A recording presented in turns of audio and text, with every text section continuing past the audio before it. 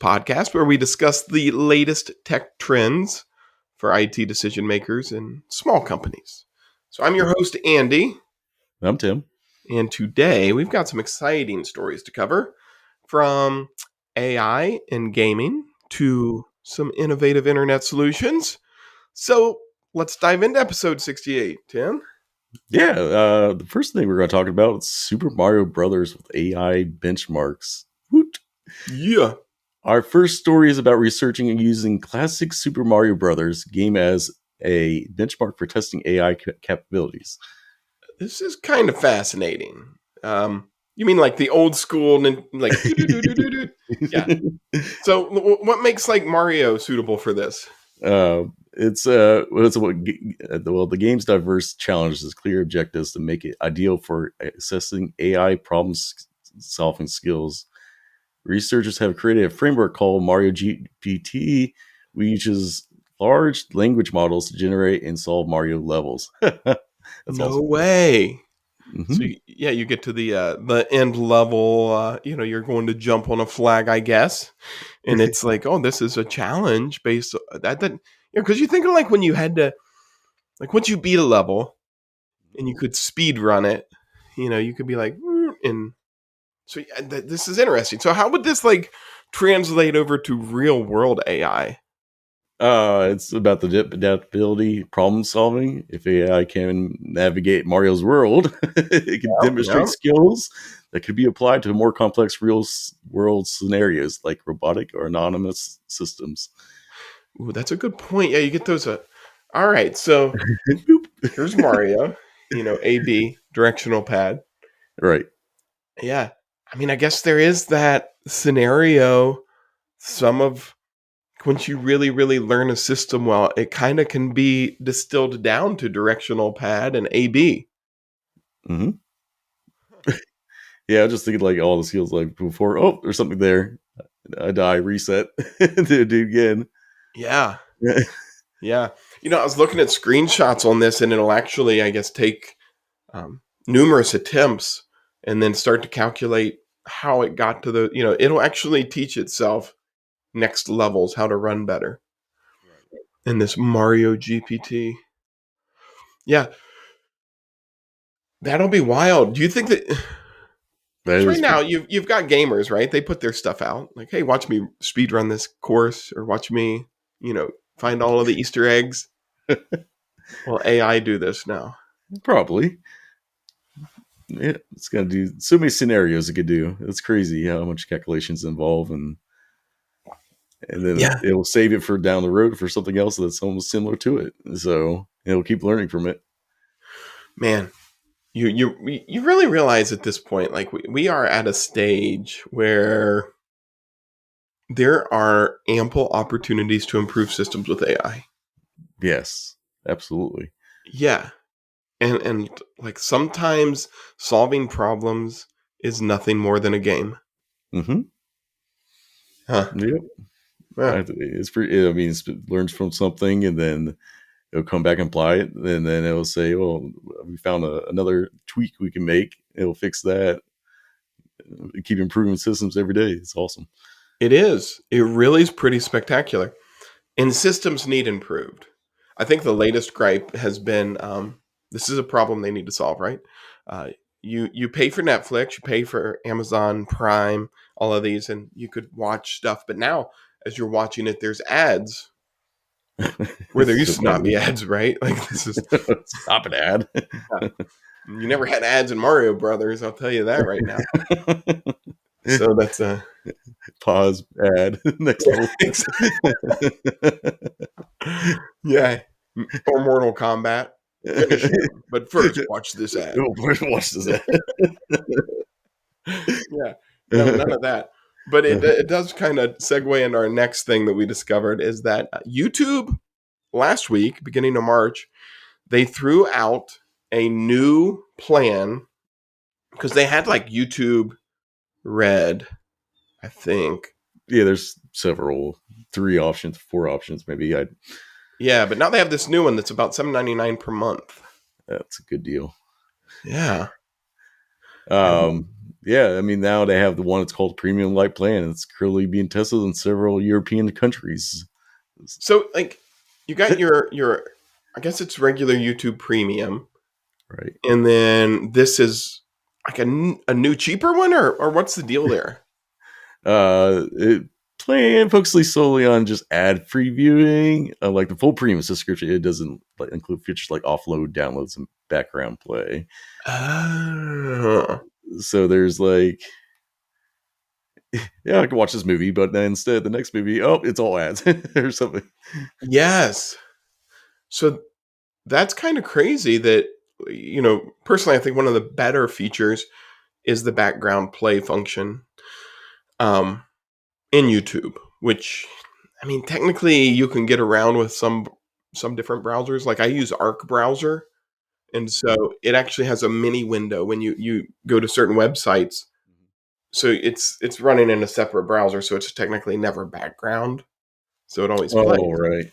Yeah, so if you're tuning into the 825 Technologies podcast on YouTube and you want it to play in the background. We're in the Yeah. background. So, that's one of the big things that I look at is like, background play would be useful for $8 a month. No ads would be useful for $8 a month. Should Um, include $1 more, so it won't be any ads. right? Yeah. Yeah. Yeah. Yeah. I can't think of a reason I'd really want offline downloads for YouTube though. Mm, So I could see that not being in there. yeah, I agree. Yeah. That is it's an interesting proposition because Google makes their money on ads. So, you know, is it about $8 a month they make off of each user? Or do they make more than that per ads off of each user? That That's would be an interesting thing to know. I know, right? It is Yeah, how very much are we really worth to Google for how much? Yeah, what are we worth to you, Google? Tell us. Tell us how. Hmm. Yeah. So for like a small business, do you think this has much impact on their marketing? It could help, but ad Yeah. So it's probably join us gonna here, and then oh, there's ad something, yeah. So like if you're a business marketing, like putting ads on YouTube, it could cut down on your reach, I guess. right? Yeah. I Yeah, I wonder mean, if like on the light one it just gives you the skip button more frequently or quicker. So if you had like really engaging content, maybe they wouldn't skip you or something. you just had a full time employee just hitting skip for everyone. Yeah, for everybody else's ads. Excuse Yeah. me, one second, skip. Yeah, no, it could be interesting. It could be a problem. It could help. Yeah, Yeah. I mean, we would have to see how it comes out, especially if it comes to North America. So we'll see. Yes, that is the big question. Hmm. And I do think that that's fun to see as well. Just to take a quick side step, the EU and how they're handling technology, data, and creating environments that are competitive for businesses, believe it or not, around Right, ads. Because if you could provide content, for $8 a month, it means that there's a room or an opportunity and room in the market for some other company to come in and create something like YouTube. right. I mean, Yeah, especially yeah. at $8 a month. Um, It's not a terrible price. So no, no, and really, you're not paying. You as a company, you're just the content provider and host. You're not creating content, right? YouTube doesn't necessarily make content; they just host your content. right, it's like they're not doing all the work. You're doing all the work to get it out Yeah, there. so there's an opportunity. Then you could create a Me Tube. I don't know what that would I be, mean, but something something that competes. But something yeah, like that. yeah, innovation. It makes the world go round. That's true. Yeah, I heard Lenovo had some new innovation that they just came up with. Yeah, it's uh, true story that Lenovo is now coming out with a new folding laptop display technology. Yeah, I saw pictures of it. I was like, woo. Yeah, Yeah, it's been like because you've had it on phones now for 2 years, I think. The Yeah, I've Motorola, seen them on the Android phones and stuff to do it. yeah, and Samsung has a Fold. Pixel came out with a Fold this year, Pixel 9 Fold. Um, so it's getting to where these OLED or LED or whatever. Yeah, I Some think it's disability. yeah, predominantly that. Not so much LCD. That's kind of impossible. But you get all these pixels now, and they found a way to make it flexible. And um, so what's like cool about Lenovo's approach to this? What are they doing? That's Um, I mean, they have a 16-inch right now OLED laptop display that can fold in half. When folded, it transforms into a 12-inch clamshell device, offering versatility and for different use cases. that sounds amazingly impressive. So Excuse me, you me I'm folding my laptop.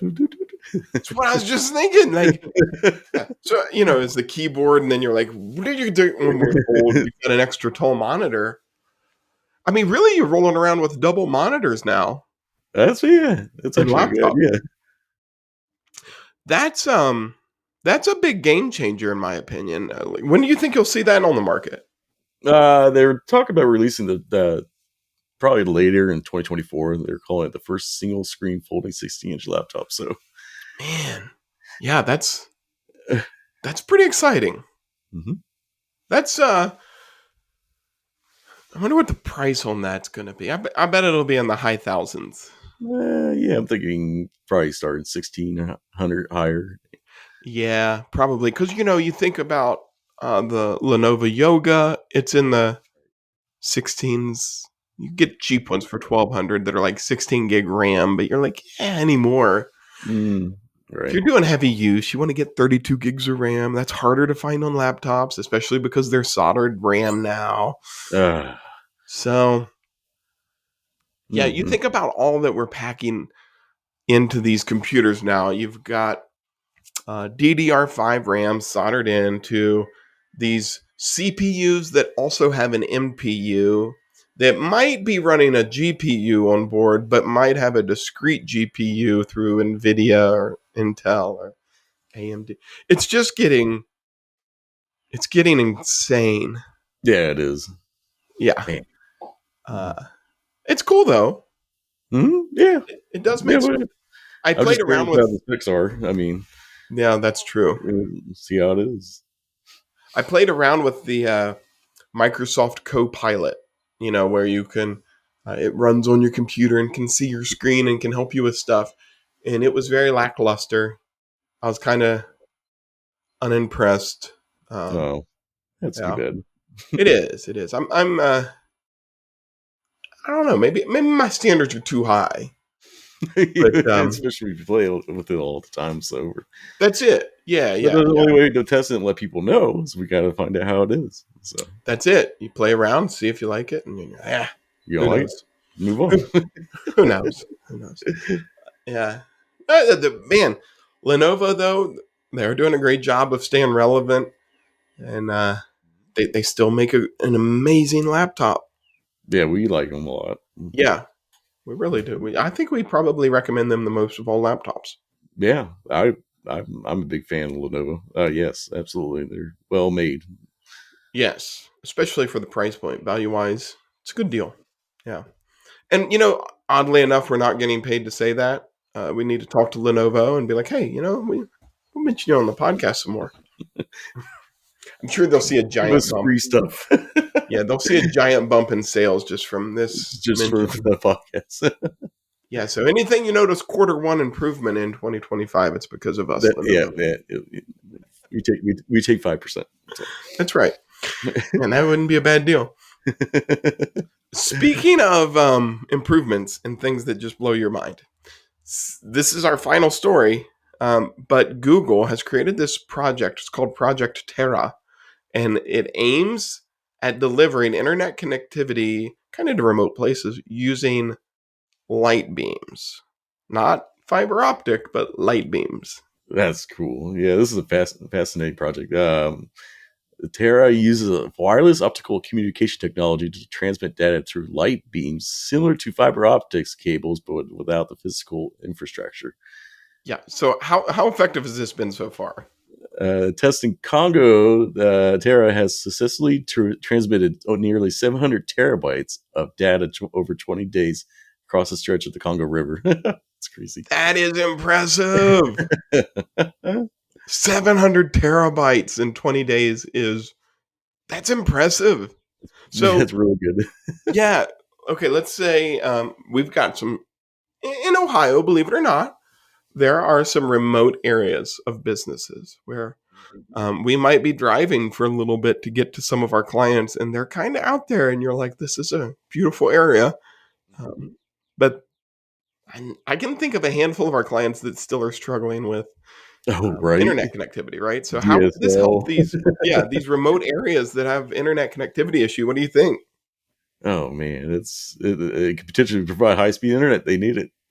Traditional infrastructure is challenged and costs are prohibited to install, opening up new opportunities, businesses in the region. So we definitely highly recommend it. If we could do that.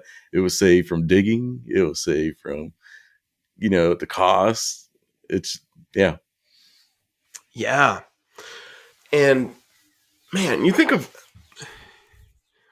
yeah. In my mind, I'm running through this right now of like, well, I wonder what the range would be. What happens if there's a fog bank that moves in, and Right. Well, they're in it's stuff. Google. I'm sure they've thought of this, but it's wild to think that you'd have basically these flashing lights.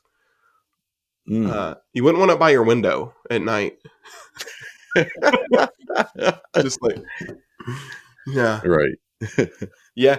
And then I wonder too, how easy would that be to intercept? Like there's no physical control over that data. Yeah, because it's a light. It could be caught, bounced off. Things. Yeah. Yeah, Yeah, I always wondered like how the effect with if they have so many at once has not interfering with each other. yeah. Because I guess right now on the Congo, it's just point to point, like one point to one point, back and forth. But Right. if you got one sender and numerous points coming, Hopefully, well, unless they have some kind of ways of encryption somehow on the light, I don't know. That's yeah, way in different beyond that. channels, I don't know that it could move beyond point to point. That's Maybe it true. could, Yeah. but yeah, Well, that is a game changer, especially in remote areas. right. Uh, yeah, because I wonder what long range on that would be. You probably could easily get up to quarter mile.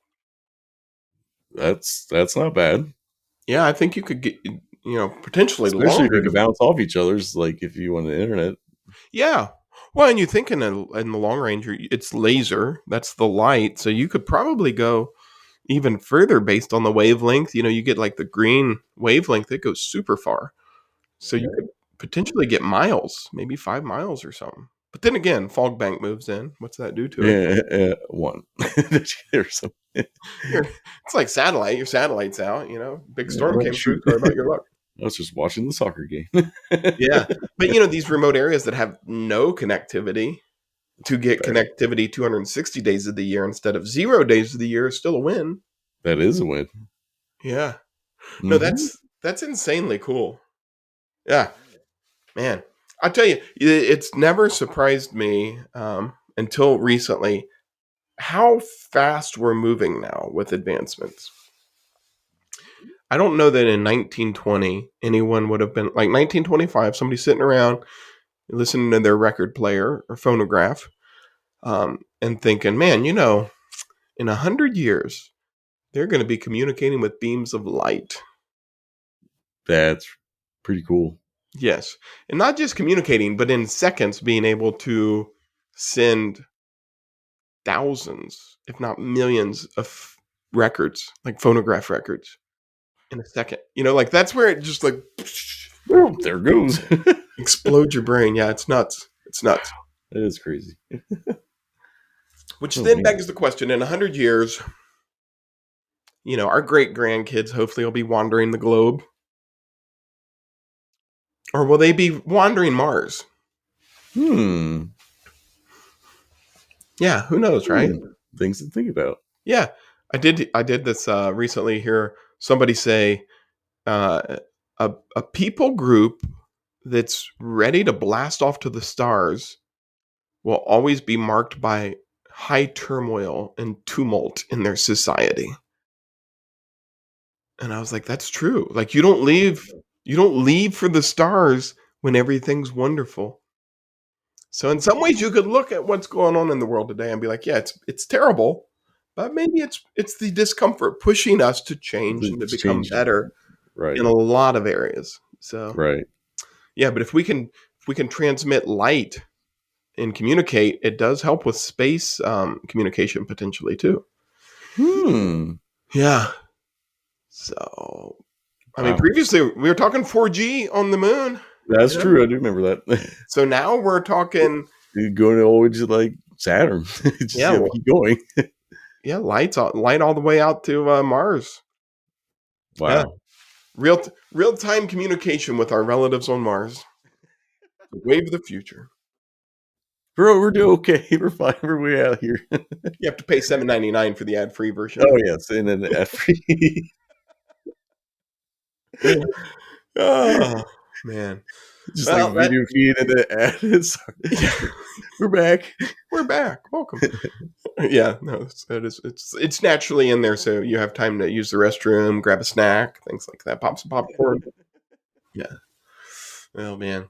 Well, we try to keep these tight and get people on with their days. So, I mean, this is big for episode 68. Like, we're wrapping up, and so we covered some cool AI developments with Mario GPT, streaming services, hardware innovations, new internet connectivity.